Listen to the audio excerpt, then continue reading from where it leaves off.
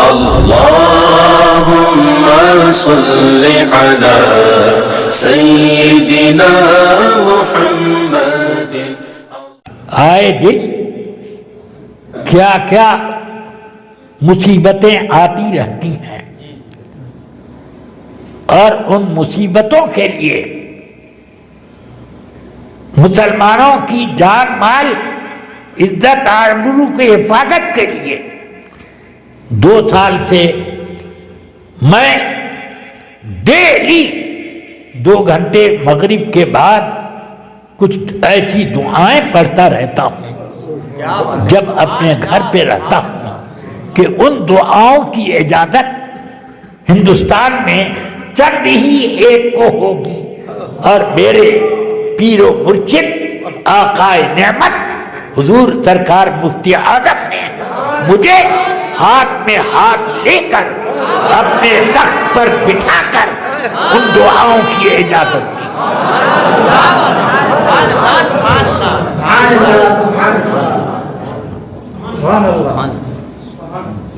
تو اب اس کا مطلب یہ ہے کہ اس طرح پر مخصوص انداز میں اجازت دینے کا معنی یہ ہے کہ تمہیں مسلمانوں کا کام کرنا ہے. سمجھ گیا؟ سمجھ گیا؟ آپ آبادی دیکھ لیجئے سب، مگر مسلمان کا کرونا سے کچھ نقصان نہیں ہوا. جو گیا ہاسپٹل، اللہ جانے وہاں کیا ہوا کہ وہ گیا. سمجھ میں آئی بات؟ ہمیشہ میں منع کرتا رہا کہ یہ دوائیں استعمال کرو. میں نے اس کو ان پورا نسخہ لکھ کر کے واٹس ایپ پر پھیلوایا، یہ استعمال کرو، کوئی ہاسپٹل نہ جائے، اور انشاءاللہ موت اگر مقدر نہیں ہے تو اس بیماری سے اس کو نقصان نہیں پہنچے گا.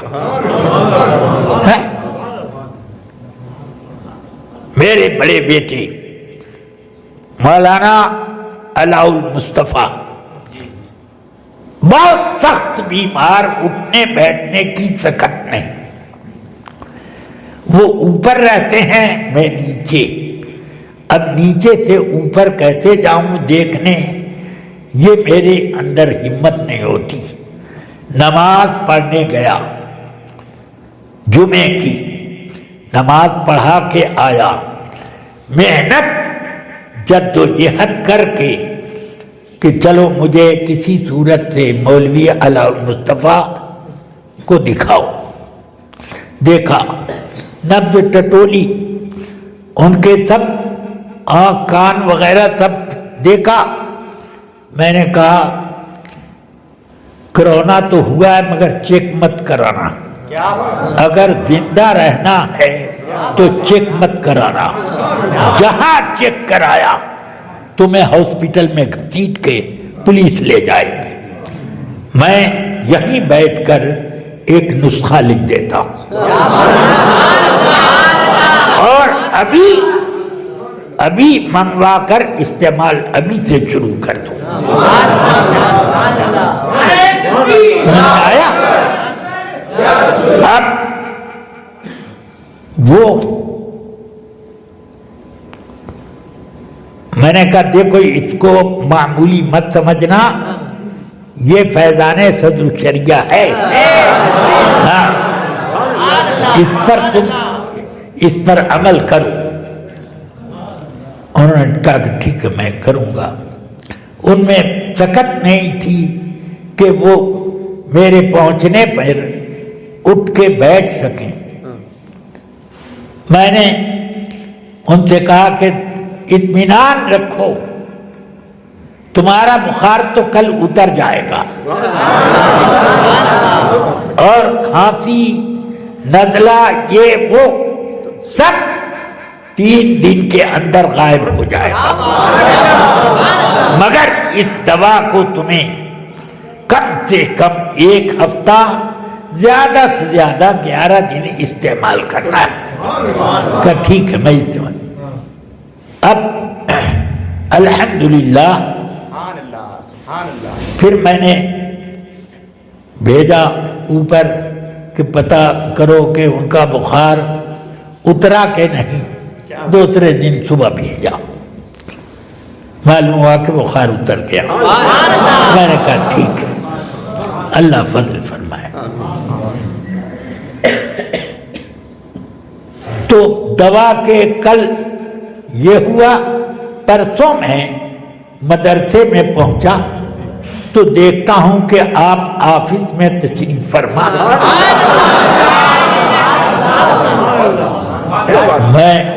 میں کہا تم بیمار ہو یہاں آ کے بیٹھ گئے. الحمدللہ اس نسخے کے استعمال کے بعد طبیعت تازہ ہو گئی اور میں اٹھ کر یہاں آ گیا ہوں اور کچھ کام بھی دیکھ رہا ہوں. پھر انہوں نے اس نسخے کو باقاعدہ استعمال کیا. جتنے لوگ بیمار ہوتے رہے ان کو بتاتے چلے گئے کہ یہ نسخہ فلاں عطار خانے میں ہے، وہاں سے جا کر کے لے لو، وہاں سے لے لو. ہزاروں آدمیوں نے استعمال کیا، اللہ نے شفا دی، شفا دی. میں دعا بھی ایک طرف لوگوں کے لیے پڑھتا اور ایک طرف یہ بھی کرتا رہتا ہوں. الحمدللہ. اور میں اپنی بیٹھک میں طلباء کو بلا کر پڑھایا بھی کرتا.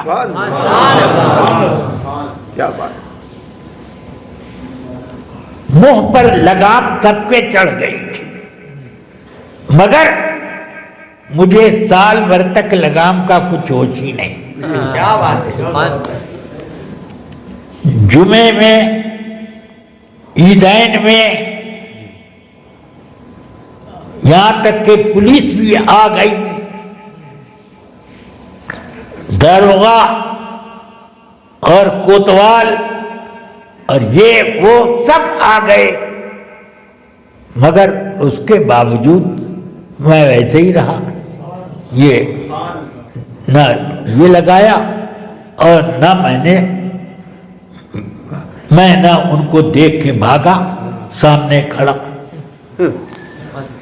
اب یہ الحمدللہ یہ بہت بڑا کرم کہ میں نے ایک دن بھی، ایک نماز بھی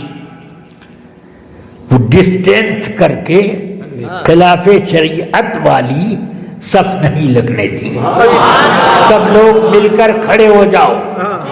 میں کہہ دیتا تھا دیکھو اگر موت آنی ہے تو تم بچو گے کہ ارے تم پرہیز کرو گے کہ نہیں کرو گے، آئے گی. تم ناک میں روئی گھسا لو اور منہ پر ٹیپ چڑھا لو، مگر موت آنی ہے تو آئے گی.